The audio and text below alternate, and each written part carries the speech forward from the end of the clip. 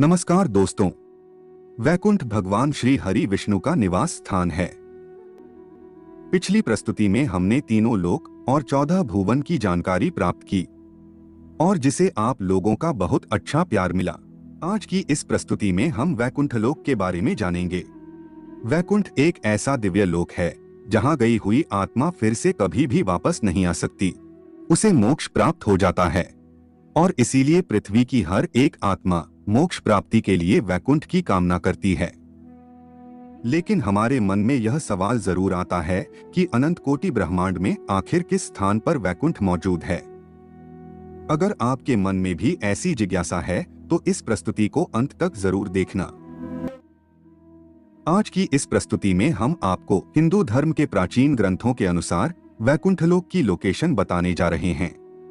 दोस्तों, भागवत पुराण और विष्णु पुराण में हमें वैकुंठ के बारे में जानकारी मिलती है। न तपदास्यते सूर्यो न शशांको न पावकः यद्गत्वा न निर्वतन्ते तद्धाम परमं मम। अर्थात वह मेरा परम धाम न तो सूर्य या चंद्र के द्वारा प्रकाशित होता है और न अग्नि या बिजली से, वह स्वयं प्रकाशित है। जो लोग वहां पहुंच जाते हैं वे इस भौतिक जगत में फिर से लौट कर नहीं आते हैं। वैकुंठ की राजधानी है साकेत नगरी। इस नगरी में 4 प्रवेश द्वार है और इस नगरी में अनेक रमणीय महल और रत्न जड़ित विमान हैं। यहाँ पर रहने वाले सभी नर नारी तरुण वय के हैं। यहाँ समय का कोई प्रभाव नहीं होता है। ऐसी साकेत नगरी के मध्य में भगवान श्री विष्णु अपने पार्षदगण कुमुद, कुमुदाक्ष, पुंडरीक, वामन, शुनकुन, सुमुख और माता लक्ष्मी के साथ निवास करते हैं। भागवत पुराण के अनुसार वैकुंठ का स्थान ध्रुव तारे की ओर बताया गया है और अगर यूनिवर्स में हम इसे खोजें तो यह स्थान उर्सा माइनर कॉन्स्टेलेशन में है, जिसे सप्तर्षि तारामंडल भी कहा जाता है। यह कॉन्स्टेलेशन में सूर्य से भी लाखों गुना तेज चांद सितारे मौजूद है। यह कॉन्स्टेलेशन उत्तर की ओर मौजूद है। ध्रुव तारे की पृथ्वी से दूरी 433 प्रकाश वर्ष है। अगर हम इसे किलोमीटर के हिसाब से देखें तो यह होता है 4 पद्म 10 नील 40 खरब किलोमीटर, यानी कि 4 की पीछे 15 शून्य लगाना पड़ेगा। यह अंतर तो हुआ पृथ्वी और ध्रुव तारे के बीच का। ध्रुव लोक से ऊपर 1 करोड़ योजन यानी 12 करोड़ 29,53,800 किलोमीटर बाद महरलोक स्थित है। महरलोक से 24 करोड़ किलोमीटर के पश्चात आता है जनकलोक। जनकलोक से 8 करोड़ योजन पर है तपलोक, यानी कि 98 करोड़ किलोमीटर के बाद तपलोक स्थित है। तत्पश्चात आता है सत्यलोक। तपलोक और सत्यलोक की दूरी है 12 करोड़ योजन, यानी कि 1 अरब 47 करोड़ 54,47,589 किलोमीटर। सत्यलोक जहां पर ब्रह्मा जी विराजमान हैं।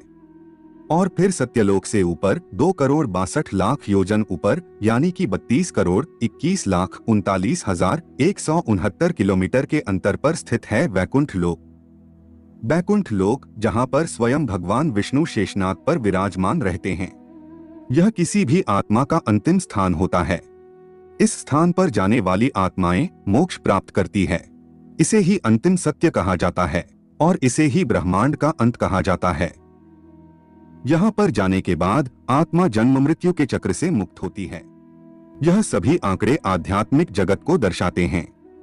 यदि हम धरती से वैकुंठ की दूरी का अनुमान लगाएं तो यह होता है 4 पद्म 10 नील 40 खरब kilometre plus 12 crore 29,53,881 kilometre plus 24 crore 59,67,763 kilometre plus 98 crore 36,31,052 kilometre plus 1 अरब 47 crore 54,46,579 kilometre plus 32 crore 21,39,169 kilometre.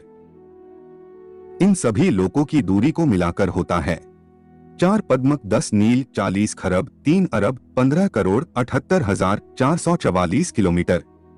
यानी आप देख सकते हैं कि कितना दूर है वैकुंठ। अगर हम आज की टेक्नोलॉजी के आधार पर वहां जाने की कोशिश करेंगे तो कितना समय लगेगा इसके बारे में जानते हैं। आज के समय में हम एक स्पेसक्राफ्ट से 39,000 किलोमीटर प्रति घंटे की रफ्तार से अंतरिक्ष में ट्रेवल कर सकते हैं और इसी स्पीड से हम वैकुंठ जाएंगे तो हमें 10 अरब 52 करोड़ 30 लाख 85 हजार घंटे लग सकते हैं। मतलब कि हमें वैकुंठ पहुंचते पहुंचते 12 लाख से भी ज्यादा साल लग सकते हैं।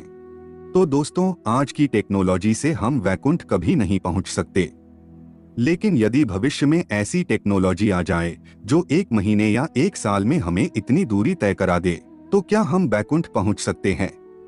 तो इसका जवाब है नहीं, क्योंकि आप स्पीड हासिल करके वहां पहुंच तो जाएंगे, परंतु वैकुंठ आपको दिखाई नहीं देगा, क्योंकि वैकुंठ भौतिक जगत में नहीं है, वह दूसरे आयाम में है। और लंबाई, चौड़ाई, गहराई और टाइम, इस 4 आयामों के अलावा हम इंसानों की पहुंच अभी तक दूसरे आयामों तक नहीं बन पाई है। जिस तरह से हिमालय में भी ज्ञानगंज या सिद्धाश्रम नाम का शहर या आश्रम होने के बावजूद हमें दिखाई नहीं देता है, क्योंकि वह शहर या आश्रम दूसरे आयाम में है। लेकिन वैकुंठ तक हमारी पहुंच बन सकती है, और वह भी आसानी से। और इसके लिए आपको आध्यात्मिक जीवन अपनाना होगा, सत्कर्म करना होगा, और कलयुग में वैकुंठ प्राप्ति के लिए नाम जप, भक्ति और प्रभु भजन को सर्वश्रेष्ठ बताया गया है।